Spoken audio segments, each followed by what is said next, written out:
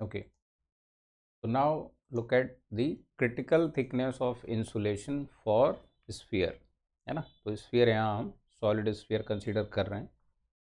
तो सेंटर में ये सॉलिड स्फीयर है जिसका कि कंडक्टिविटी के है।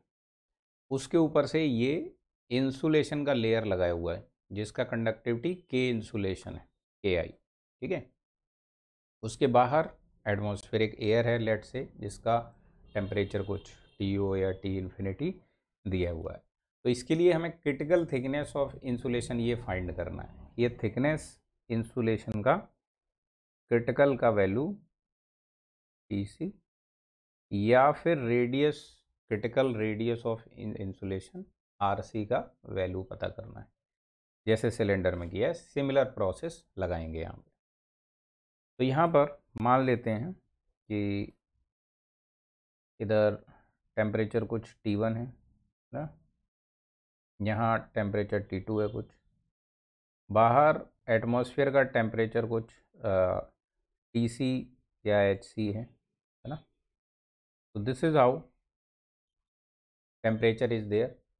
और temperature T1 we are considering higher, TC we are considering lower. तो यहाँ पर जो हीट होगा वो ऐसे रेडियली आउटवर्ड फ्लो कर रहा होगा। क्लियर हुई बात। तो यहाँ पर सिमिलर सिलेंडर वाले प्रोसेस की तरह ही करेंगे। यहाँ जो टोटल हीट जो होगा है ना, वो total temperature difference upon total resistance इसके बराबर होगा कि नहीं होगा। तो यहाँ लिखो एज जो टोटल हीट ट्रांसफ़र है that will be equal to total temperature difference T1 minus TC upon R total, total thermal resistance, ये बनेगा।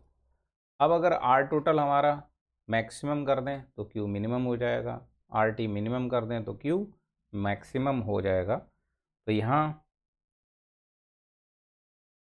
जो हमारा आर टोटल है वो एक्चुअली क्या होगा, देखो आर ऑफ इंसुलेशन, ठीक है, प्लस आर आउटर सरफेस वाला, क्या कहें, R of insulation plus R convection वाला, या मैं इसे R1 R2 लिख देता हूँ सिंपली, R1 R2। ठीक है।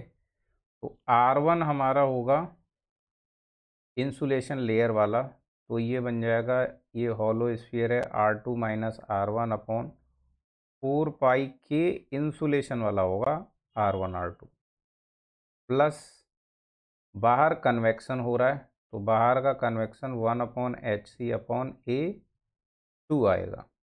ये सुनो, तो ये वैल्यू बनेगी RT की,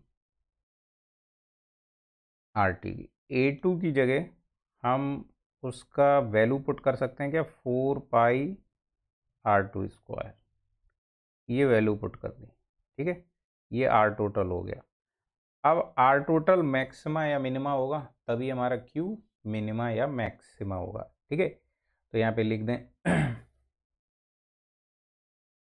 इस तरीके से, आर टी को थोड़ा और सॉल्व कर लें। R T equal to 1 upon 4 pi K I R1 बाहर निकाल सकते हो आप, या 4 पाई के, जस्ट 1 सेकेंड, 4 पाई के आई को सिर्फ बाहर निकाल रहा हूँ मैं, अंदर बचेगा R2 अपॉन R1 R2, तो वहाँ R2 कैंसिल हो जाएगा, ये बचेगा 1 upon R1 minus R1 cancel होगा 1 अपॉन R2, ये बचेगा एक्चुअली, प्लस 1 अपॉन 4 पाई HC इंटू 1 अपॉन R2 का स्क्वायर, ये आ जाएगा। ठीक है, तो एक्चुअली इसको बोल देते हैं अपन इक्वेशन नंबर 2। अब फॉर मैक्सिमा एंड मिनिमा करा दो, फॉर मैक्सिमा और मिनिमा। तो यहाँ D of R T, R total upon dr2, इंसुलेशन का बाहर वाला ये रेडियस r2, इसको वेरी कराते हैं ना, तो ये आएगा, डिफरेंशिएट करो इस टर्म को, तो 1/4 पाई KI तो बाहर है ही है, 1/r1 का 0 हो जाएगा, माइनस 1/r2 का होगा, माइनस ये ऊपर जाएगा, -1 बनेगा पावर, -1 यहाँ आएगा, माइनस माइनस प्लस हो जाएगा, 1/r2² आ जाएगा। यस और ये होगा 4πHC इंटू r2² है, नीचे ऊपर जाएगा, r2 पावर -2 आएगा, तो -2 यहाँ लिखा जाएगा और ऊपर -3 हो जाएगा, तो उसको वापस से नीचे ले आएंगे तो r2 का क्यूब हो जाएगा, टोटल होना चाहिए 0। यस सुनो, तो यहाँ से और 1/4 पाई KI इंटू 1/r2², दूसरा टर्म है 1/4πHC into -2 upon r2³ equal to 0, ये बनेगा इक्वेशन।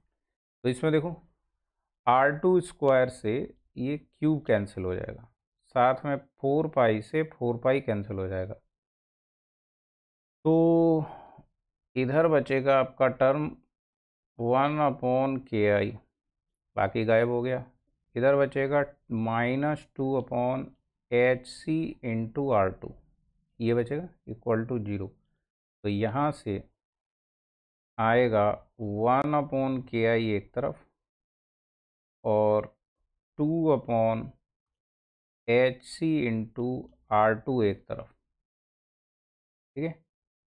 तो यहाँ से r2 या यही फिर rc कहलाएगा, क्रिटिकल रेडियस, ये इक्वल टू हो जाएगा 2KI अपॉन HC। यस और नो, तो this is nothing but critical radius for sphere, critical radius for sphere, और ये क्या है, ये independent of radius r1 and r2 है, सॉरी r1, ठीक है। तो इसमें भी इंसुलेशन का लिया जाएगा K और बाहर वाला जो कोल्ड एनवायरनमेंट है उसका H, मतलब आउटर वाला K और आउटर वाला H, इसका भी कुछ K होगा, लेकिन इंसुलेशन वाला K लेना है आपको KI, ठीक है। So this is called critical radius of insulation, critical radius of insulation, hence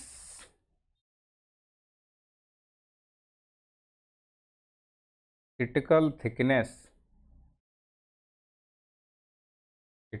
thickness of insulation, ये क्या बनेगा, ये बनेगा अपना TC equal to RC minus R1, RC minus R1, क्या सुनो दिख रहा है, तो TC will be RC minus R1, RC कहाँ तक है, ये R2 RC के बराबर हो जाएगा, तो हमारा जो TC होगा that will be equal to RC minus R1, clear हुई बात। तो इसका फॉर्मूला भी सिमिलर ही है, सिलेंडर में क्या होता था इतना, सिर्फ स्फीयर में 2 का मल्टीप्लाई और हो गया, स्फीयर में 2 का मल्टीप्लाई और हो गया, ठीक है। तो अगर हमारा सेम आउटर एनवायरनमेंट है और सेम मटेरियल का इंसुलेशन है, तब हमारा critical radius for sphere will be 2 times of critical radius of cylinder, ठीक है। अगर हमारा सेम मटेरियल है इंसुलेशन का और सेम आउटर एनवायरनमेंट का हीट ट्रांसफ़र कोएफिशिएंट है, अगर ये दोनों सेम होंगे तो हमारा स्फीयर का critical radius will be 2 times that of critical radius of the cylinder. Clear हुई बात? डन कर दो इसको। नेक्स्ट देखते हैं क्या टॉपिक।